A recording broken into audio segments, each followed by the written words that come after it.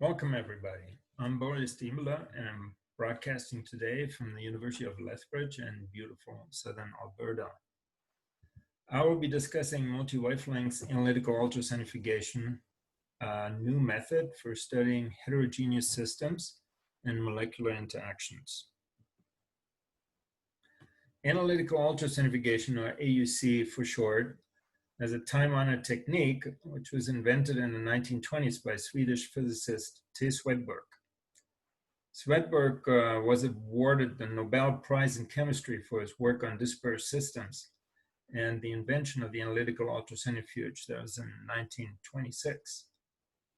If you ever visit the University of Uppsala in Sweden, where he worked, stop by and visit his old laboratory, which is now a museum. There you will be able to find the original instrument used by Swedberg for his pioneering work.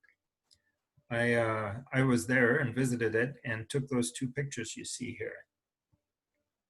Sometimes I wonder if Swedberg would have imagined the staying power and the importance of this technique and how important it would be today, almost 100 years later. For many studies nowadays, AUC is considered the gold standard characterization tool. And with modern instruments available today, this is true now more than ever. So what can we learn from analytical ultracentrifugation? I'm going to give you some background here for those people who are not familiar with AUC, so we're all on the same page. In sedimentation velocity experiments, which is the prime type of experiment performed with analytical ultracentrifugation, you measure the sedimentation and the diffusion coefficient and the partial concentration of an analyte in a solution.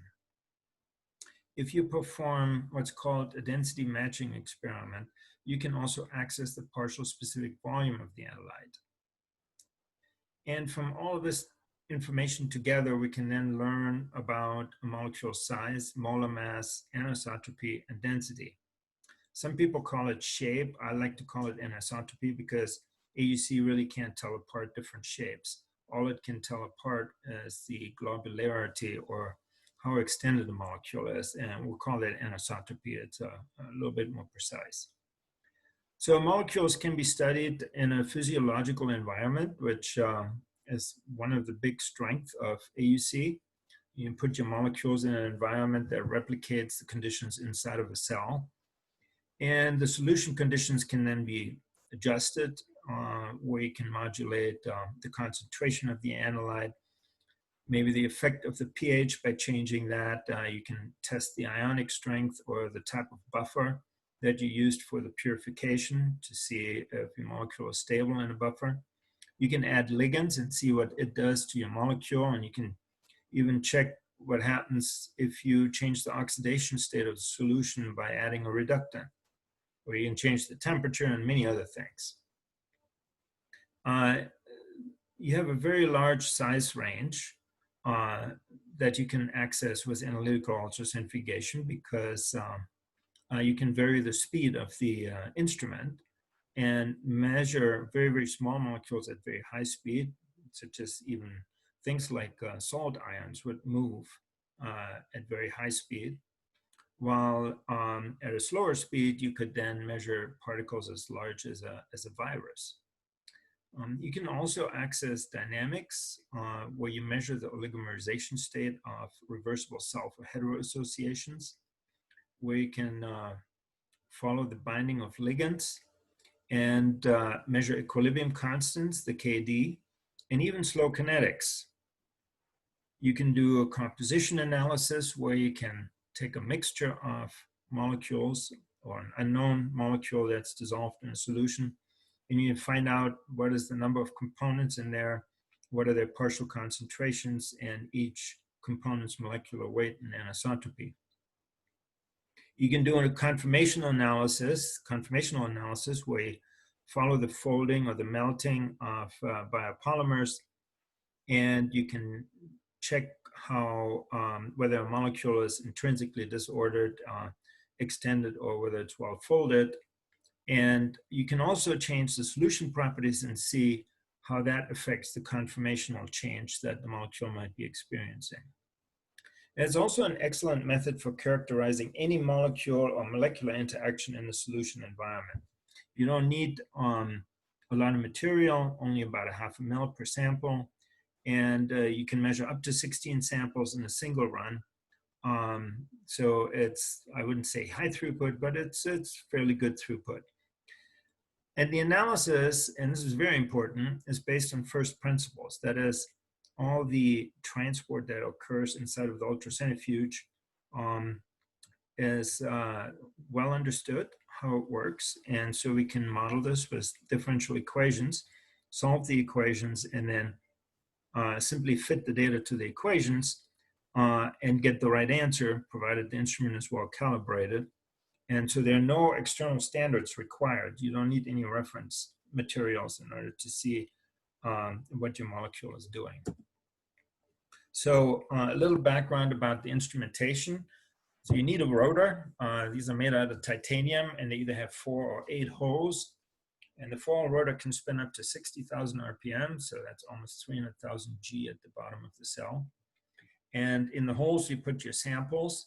The samples are contained in a housing that gets capped at the top and the bottom by a sapphire window, and you can shine light through it. So here's the top view of one of those cells, and you can see that it has 2 compartments, both of them are sector shaped. That's where the sample goes.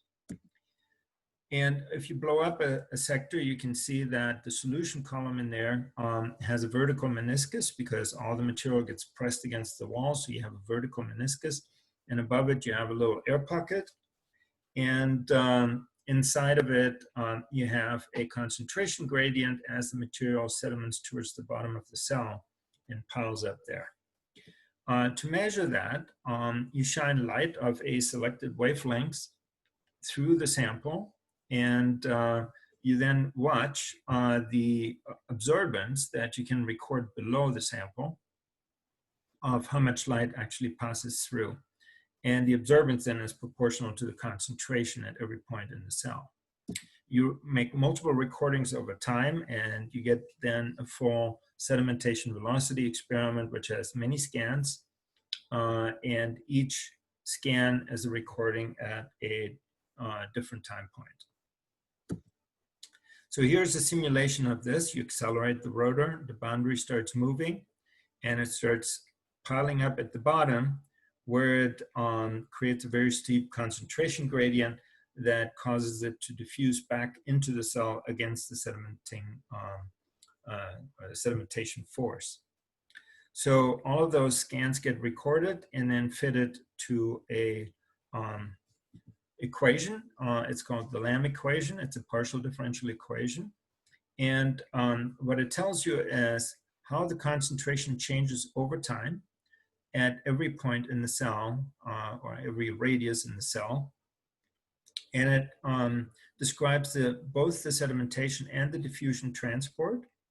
And you can see these 2 terms circled here in blue and in red. So this one is the sedimentation term. It'll give you the sedimentation coefficient and the diffusion coefficient from this term. And you fit this to your experimental data, and you obtain those 2 parameters, as well as the concentration for each particle. This Lamb equation then can be solved by the finite element method, and it's described in this reference right here. This is a single wavelength experiment, and what you can obtain from such an experiment is maybe a molar mass distribution as a function of anisotropy, as shown here, where each solute in your mixture will represent another peak, and the peaks have different heights according to the relative concentration of each material. You can also show it here in this pseudo 3D plot, where the color intensity reflects the height of the peak, and a faint particle will not have a lot of material in it. And then after you go through all the analysis, you then have the partial concentration of each solute, the sedimentation and diffusion coefficient, and perhaps the partial specific volume if you did a density matching experiment. And you obtain the molar mass. If there are interactions between these molecules, you can obtain the KD, or even the off rate if the kinetics are slow, as well as the anisotropy. So let's talk about multi-wavelengths. So everything I've showed you so far refers to a single wavelengths being measured. So you dial in a particular wavelength and you watch for the absorbance that is recorded when that single wavelength light, that monochromatic light, passes through the sample. But it gets interesting when you measure the same sample at multiple wavelengths, because then you will be able to also observe the spectral information that is contained in your sample in case the molecules that are there have different absorbance spectra. And this is what we're capitalizing on. This was described in this Methods in Enzymology paper here from 2015. It was work done in collaboration with my colleague, Professor Helmut Kerfen at the University of Constance in Germany. He invented this, this detector here, this multi-wavelengths detector, that can record up to 1,024 wavelengths in a single scan. So you can scan your cell, and instead of getting a single wavelength, you get 1,024 wavelengths, or the absorbance at 1,024 wavelengths. You can do something very similar with this instrument, the new Optima AUC, which not only, well, it cannot collect all of the wavelengths all at the same time. It has to scan them one after another in a sequential fashion. But by doing that, it still can obtain all of the multi-wavelengths information that may be contained in your sample. So the good thing then is that for the first time, by doing a multi-wavelengths analysis, you can achieve spectral separation between the chemical absorbance properties of your molecules, in addition to the hydrodynamic separation of the different size species. And then both dimensions can be analyzed and utilized to interpret the underlying system properties. So here you see a typical multi-wavelengths experiment. And this experiment then shows basically the absorbance properties in this dimension. And then here, the traditional hydrodynamic dimension, which shows how the boundary moves in the radial domain. Here's the meniscus. And by looking at these two pictures, you can tell already that we're looking at two different chemicals here because they have different absorbance patterns. Here we have an absorbance at 280, a peak at 280, so this is most likely a protein. And it goes up here at 250, 240, it goes back up. And here we look at the absorbance of a DNA molecule, which has a peak at 260. Here's the movie of the same process. So you can see how different boundaries move at different rates. And what we can then do is take a particular slice at one radial position, or at any radial position here, for example, right here. And what we get is the wavelength scan at this particular position, because here we have all the wavelengths. And so this becomes a wavelengths scan of the chemical or the analyte that is sedimenting at this position in the cell. So what can we do with this information?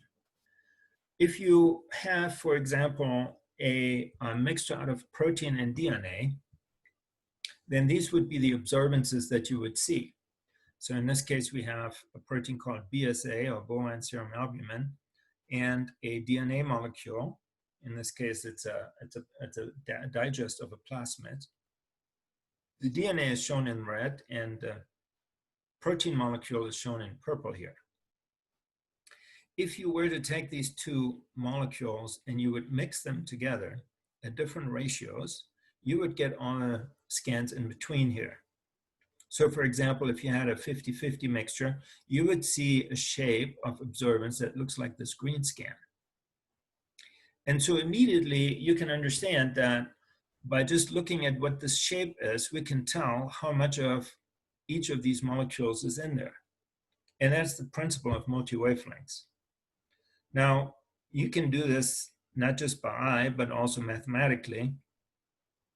And then you can separate out these two components by deconvoluting the basis spectra from these mixture spectra, and you can define how much of the red and how much of the purple is in any one of these. So how well that process works is determined by this equation, which essentially tells you the angle between the two vectors that we're looking at, one being the BSA and the other one being the DNA.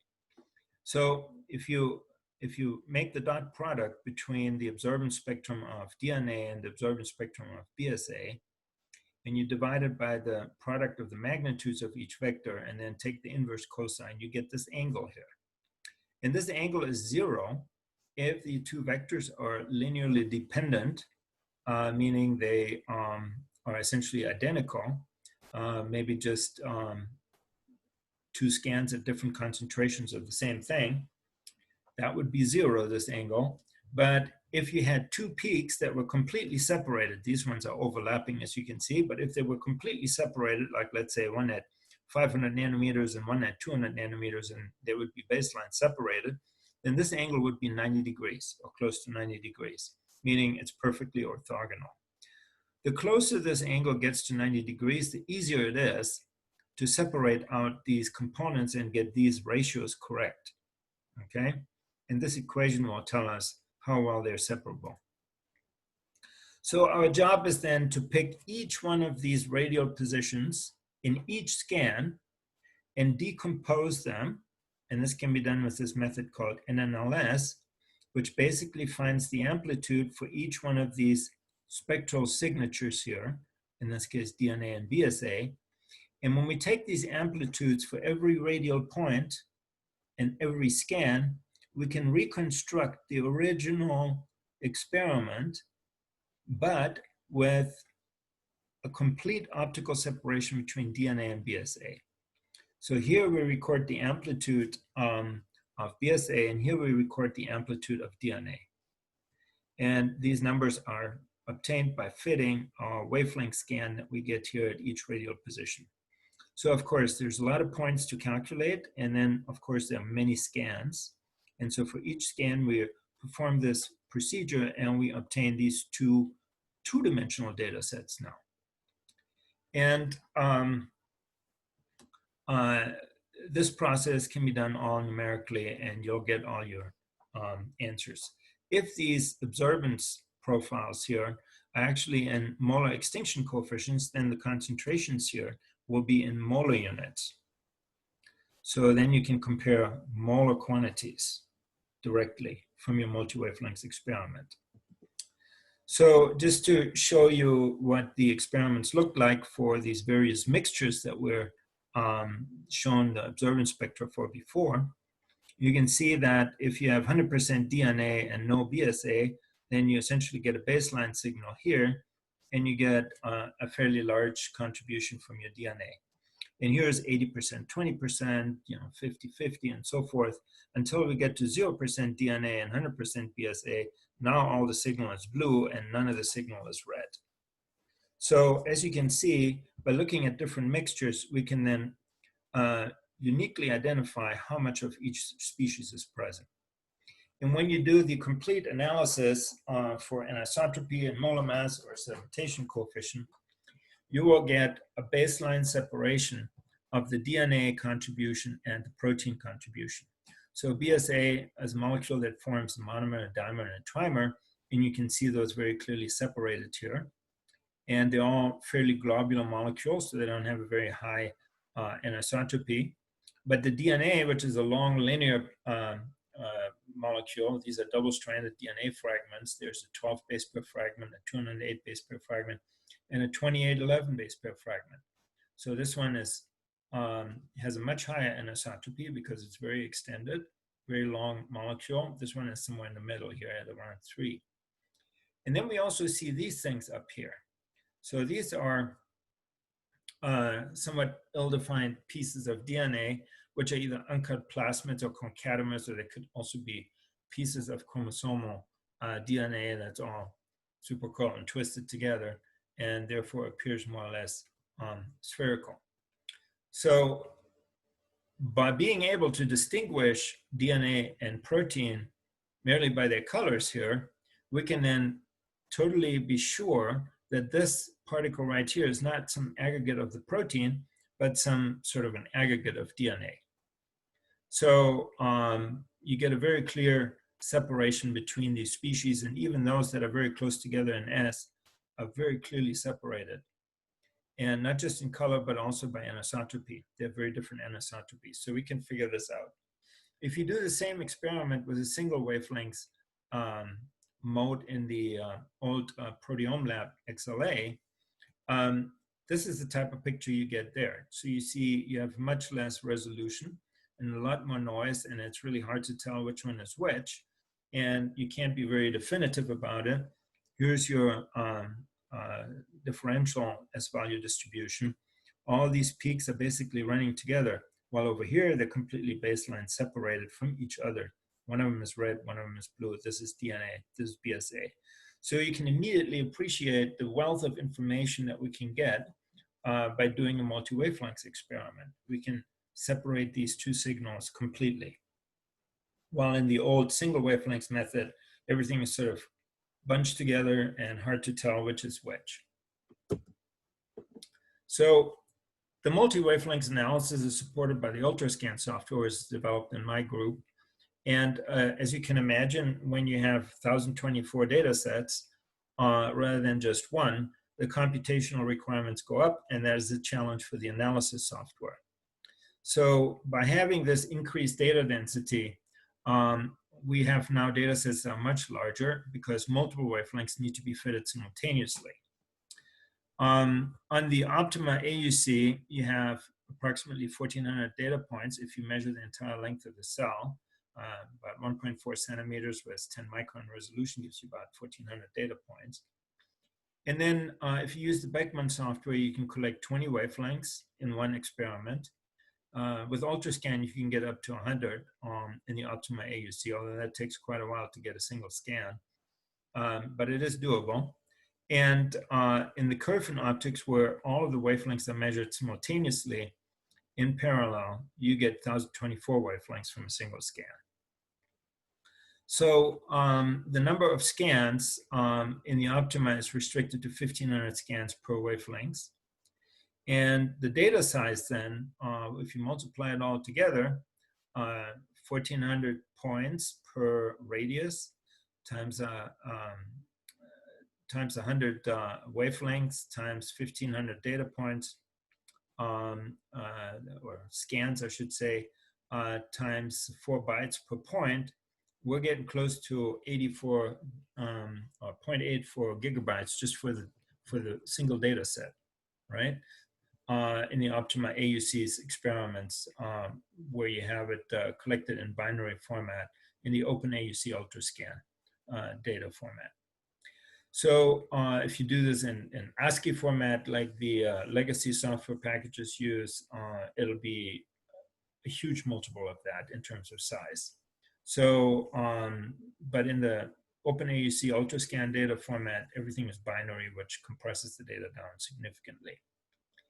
The Optima AUC data also require a time synchronization step because, of course, all wavelengths are acquired sequentially.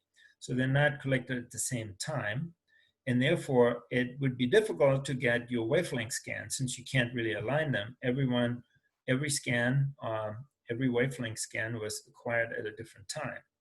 So Ultrascan will interpolate the data back by doing a 2DSA model of this and then creating a synchronous time grid where you can recreate the wavelengths domain so you can actually obtain the wavelengths out of these data. This step is not required if you use the Curfin optics, and which can, of course, get everything at the same time. So that's a big benefit there. So Ultrascan then, to analyze all of these data, uses a parallel analysis platform where data is stored in a MySQL database on a LIMS server. There is an infrastructure available in the US and in Europe. In the US, it's provided by Exceed, and in Europe by Price, that provide high-performance computing cluster where all of this information can be analyzed in parallel on big supercomputers.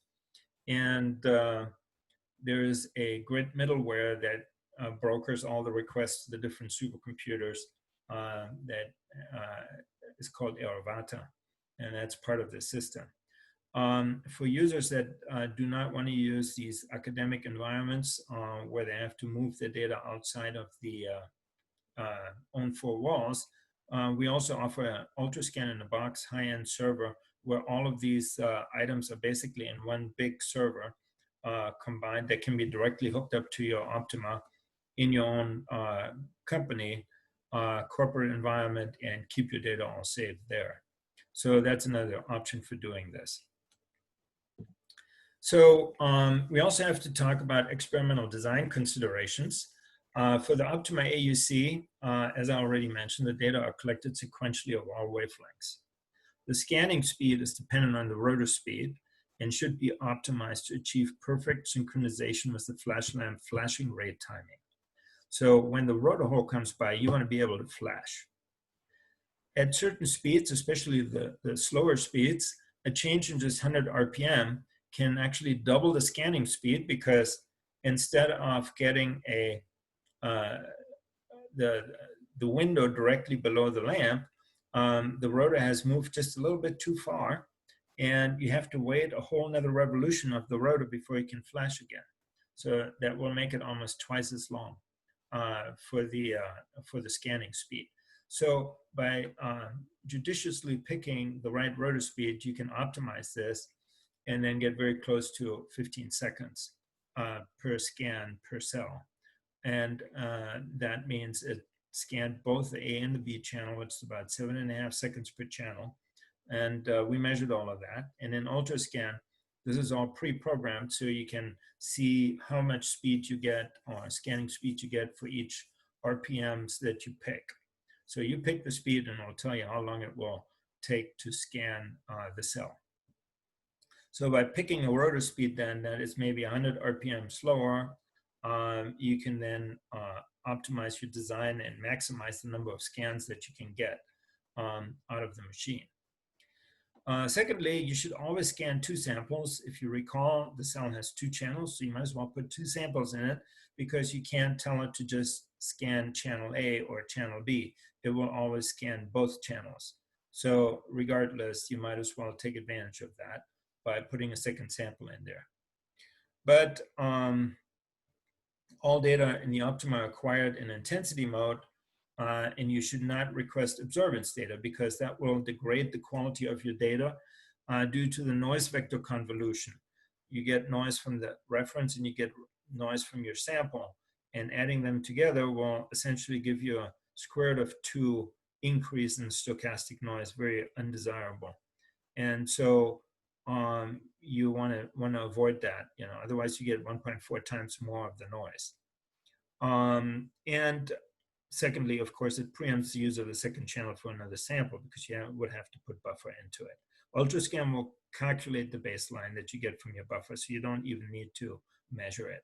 It can be calculated. You should only measure a single cell if you have a lot of wavelengths to scan. This way you can maximize all of the scans and focus them just on that cell, rather than measuring multiple scans and having to wait until multiple cells and having to wait until all of them are finished.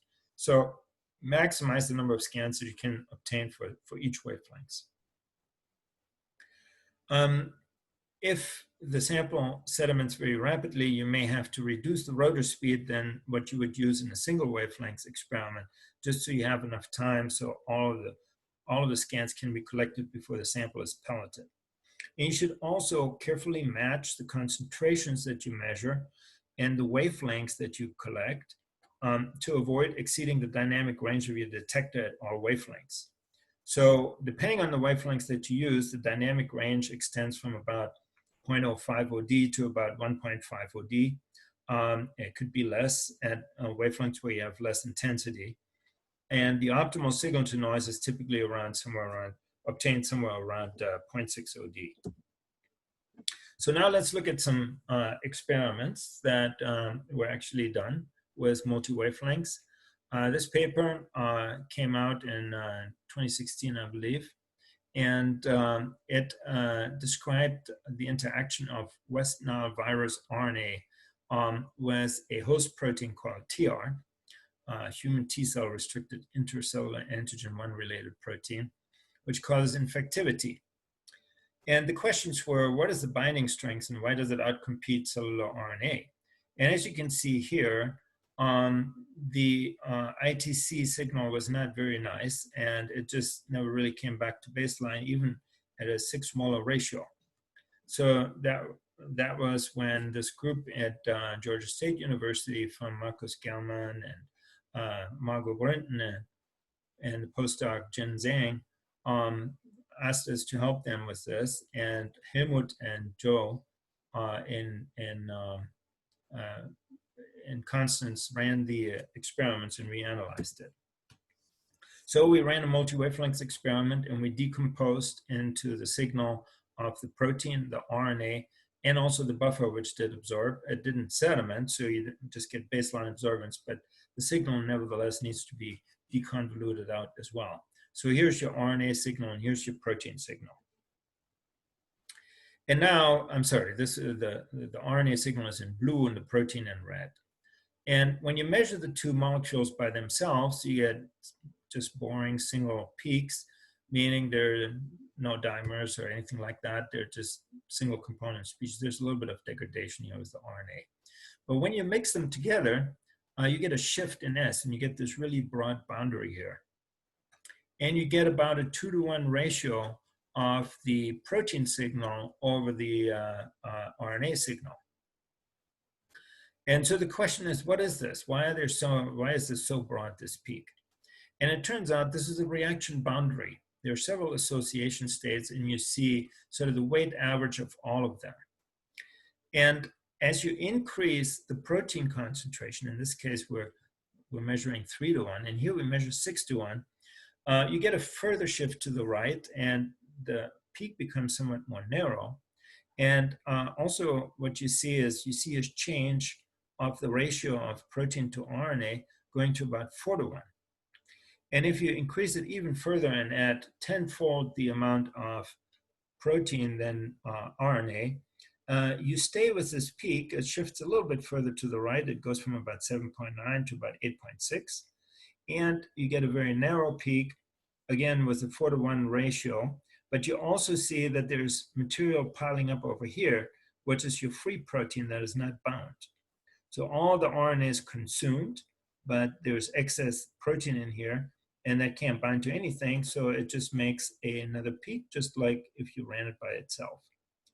So that kind of shows you what happens in an association. So here we clearly have co-sedimenting species and that form a complex. Otherwise, they wouldn't all be sedimenting at the same position. And you can look at this in this format here, and you can integrate the peaks, and you get a calculation for the molar mass. Knowing what the ratio is 4-to-1, you can then also calculate a partial specific volume. And with this calculated specific volume, you can then get a molar mass. And from that molar mass, you can then derive the ratio as well. If we just have the absorbance ratio, which is 1-to-4, we don't really know if it's 2-to-8 or 4-to-16 or something like that until we do the hydrodynamics. So you also need the hydrodynamics. And in this case, it turns out we get a molar mass of about 152,000. The theoretical molar mass of a 1-to-4 complex is 151,285. So this is very close. So there's no way this is anything else but a 1-to-4. I mean, it's definitely not a 2-to-8, and for sure not a 16 or a 4-to-16 or something like that. So it would have to be a 1-to-4. So this is what you get out of this. You get a very unambiguous calculation of your molar ratio of this complex and how big it is. The next experiment that I want to tell you was done by Chris Horn in Ren Dobson's lab at the University of Canterbury in New Zealand. He actually came to visit us here in Lethbridge and brought his samples with them and ran it on the Optima. And what he has is this transcriptional regulator called NANR from E. coli that binds a DNA fragment here. And this binding was what he was studying of this NAN-R to the DNA. So here, he started out doing some binding assays, gel shift assays, by adding more and more of the protein to his DNA template. And he noticed how he gets additional species formed here that are complexes of the protein together with his DNA. Doing a multi-wavelength experiment, he measured the molar extinction coefficient of the DNA and the molar extinction coefficient of the protein at a wavelength range starting at 220 going up to about 320. And then he was trying to obtain evidence for, number one, is this monomeric or dimeric as it binds, and then how many of these copies bind to these recognition sites that are on this DNA template. Doing the experiment again by themselves, each sample by itself, he gets the DNA here, sedimenting around 2.8, and the protein sedimenting around 3.9. Nice homogeneous single peaks. But when they're mixed together, you see a shift occur, and both the RNA and the protein absorb in a molar ratio here shown, and the S values shift. So we have a complex formed. We have free protein and free DNA, and then we have complexes that again make a broad reaction boundary as multiple proteins bind to this DNA template. When you increase the protein concentration, you get you lose the one to one, and you only see the 2 and the 3 to 1 binding complex here. And finally, at very high concentration, you saturate out all the DNA that's there, just like we did in the West Nile virus experiment, and you get a ratio that indicates that 6 monomers bind to 1 DNA template. And this was a 10-to-1 mixture, so we ended up getting some excess free protein formed over here. So that's another way of how you can analyze these somewhat complex systems and get very high resolution information. The next example is to show you how you could introduce spectral variety by fusing your protein to various fluorescent proteins, which now come in all kinds of colors, as you can see over here. And when you calculate the separation between these colors, you get very large angles here.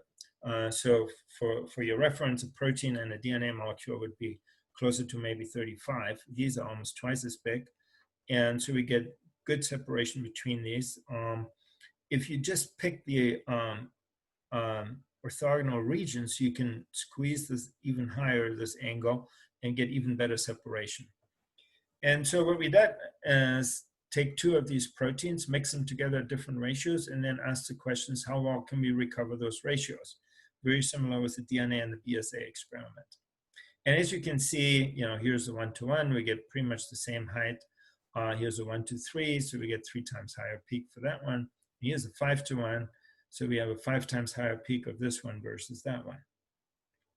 So what that tells you is that if you were to fuse your protein that is interacting with another protein with a different fluorophore, or fluorescent protein in this case, the absorbance that you get from these fluorescent proteins can then be used to introduce this spectral variety that helps you differentiate the interactions of these molecules.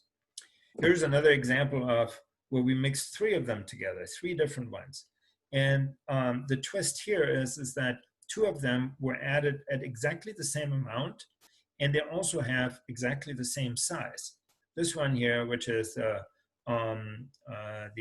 ultramarine fluorescent protein, it behaves as a constitutive dimer, so it always sediments faster than the monomeric fluorescent proteins. All the fluorescent proteins are essentially the same molar mass, so you get the same peak, and if you mix them at the same ratio, you also get the same height of these, and which basically tells you that that all of these species, even if they have exactly the same S value, can be 100% resolved because of their spectrum. That all these experiments were done on the optima. And so you can get very, very clean results separating out exactly which component is which, even if they have the same hydrodynamics. So let's apply this to some experiments. So here we have a molecule called cytochrome C, which contains a heme group. So that provides it in the presence of zinc, actually fluorescence, but it also emits or it absorbs in the visible. So cytochrome C is sort of reddish and absorbs at about 410. So what we've done here is try to figure out if there's an interaction with cardiolipin between cytochrome C, with cytochrome C. And so we made cardiolipin membranes by embedding them in nanodiscs. And if you measure cytochrome by itself, it's a small molecule. It sediments like this blue curve right here. The nanodiscs have a belt protein, ApoE, which sort of makes a circle and then allows it to reconstitute lipids in the middle and making this nice disc. And this shape, of course, is bigger in molar mass, so it sediments faster, and there's some heterogeneity here, as shown in the green curve. So the green curve was measured just at 280, looking for the tryptophans here in this ApoE belt protein. Now, when you put the cytochrome C in there, you can see that the cytochrome C all of a sudden sediments much faster. This is cytochrome C, a limited amount of, but there's some excess of cytochrome C added. So we have some free cytochrome C that's not binding. But you can very clearly see that this material here actually binds, and there may actually be more than one cytochrome C bound to this nanodisc here. So you can measure the binding of your protein to a lipid, which I think is pretty cool. Here's an even more cool experiment. If you look at cytochrome C in the oxidized or reduced form, you can see that they have very different spectra. Okay, so the blue is the reduced form and the red is the oxidized form. So in the reduced form, you get this very characteristic, oops, let me just go back, characteristic double peak here around between 500 and 550 nanometers. So just using these regions here that are very different, we can then make a measurement of and follow the cytochrome C that's oxidized and follow the cytochrome C that's reduced. And lo and behold, they behave differently when they bind to the cardiolipin nanodisc. It turns out that when what we're doing is probing the apoptosis that's triggered by cytochrome C. So the idea would be that cytochrome C might degrade the nanodisc, or the membrane at least. So what's happening is that if we look at the oxidized form, we get this very broad boundary showing essentially many different sizes of lipids that are bound. So this would suggest that maybe the oxidized form causes a degradation of the membrane and then causes this heterogeneity. However, the reduced form doesn't seem to have that. It's very, very homogeneous. And it just shows the nanodisc and the cytochrome C bound to the nanodisc, but it doesn't do anything. It stays intact. So the oxidized and the reduced form behave very differently and have a very different profile. Something you can learn by doing a multi-wavelength analysis. Another way you can utilize multi-wavelengths is by following the loading of nanoparticles with, for example, RNA. If you look at the RNA spectrum, it doesn't absorb at all until you get to about 260. You get a peak there. Nanodiscs, or I should say lipid micelles, and in this case, lipid nanoparticles, they don't absorb, but they give you a pseudo-absorbance from the light scattering that they create, which increases with decreasing wavelengths. And using that signature and then looking at a nanodisc that's filled, you get a signature of the of this deviation here where the RNA actually absorbs. So these lipid nanoparticles have RNA in it, and that's shown in blue. If you analyze this in the multi-wavelengths experiment, you can then get separation of particles based on their density because they sediment with different rates once they contain some RNA. And you can then follow that and look at the signatures that you get from the spectral resolution and find out that they indeed contain RNA. That same principle also works with AAV or other viral vectors, which are basically composed out of protein and a nucleic acid, and then you can measure how much nucleic acid is in there by using that same principle. And the last example that I'm going to show you here is where you go the other way. What if you don't know what the absorbance spectrum is, and you have a mixture of things that absorb at different wavelengths, but you really don't know what these components are? So what you see here on the left is essentially a sedimentation profile that shows you where it's absorbing. So we obtain an absorbance profile from the materials that we separate out hydrodynamically. So we're going basically in the reverse. And what you see here is a sample that was extracted out of all seeds. And the all seeds, this is a big business here in Alberta, like rapeseed and canola and so forth. They contain polyphenols, which are small molecules that are absorbed in the visible. And so you see these small molecules here around 1s. These are the polyphenols. And the question here was, what proteins do we have, and are they bound to polyphenols? And as you can see very clearly, there's very little, if any, polyphenol bound to this protein. And same here, there's another protein, there's less of it there.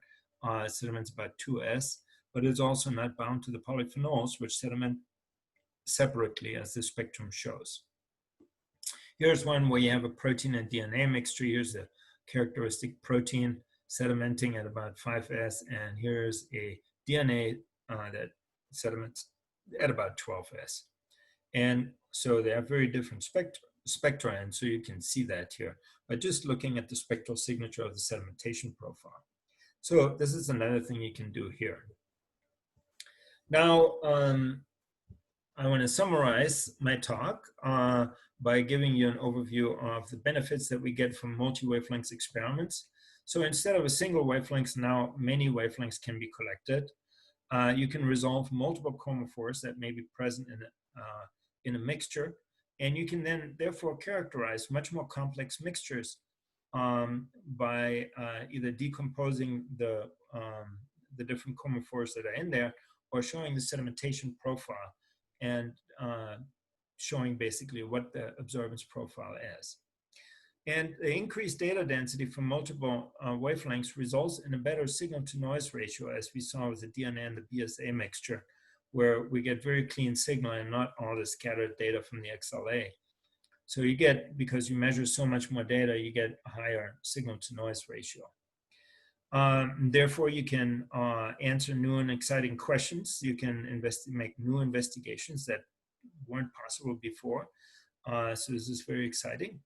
And with the new hardware that we have from Beckman, that Optima AUC, you have this whole thing available commercially, and you can do it yourself. And with the high performance computing that you have available through Ultrascan, you can address these multi-wavelength data challenges that we have. And oops, wrong direction. Multi-wavelength applications include protein nucleic acid interactions, proteins with fluorescent protein fusions, like for example, GFP or RFP or YFP. And you can also use fluorescent tags. If there's enough tag on there, you get enough of an extinction that you can follow that as well. Or you can use proteins which have intrinsic chromophores, maybe in the visible range where they wouldn't overlap with the UV spectrum. For example, a heme does that. There could be others. Mixtures containing small interacting molecules like drugs, for example, that may have a very strong absorbance in the UV, and that may be different from protein absorbance, so that could be followed as well.